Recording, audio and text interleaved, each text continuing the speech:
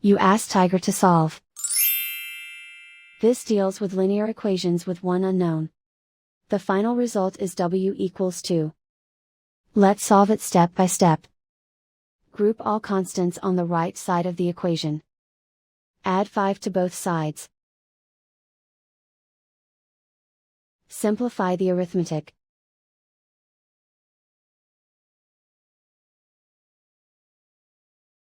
Isolate the w. Divide both sides by 4. Simplify the fraction. Find the greatest common factor of the numerator and denominator. Factor out and cancel the greatest common factor.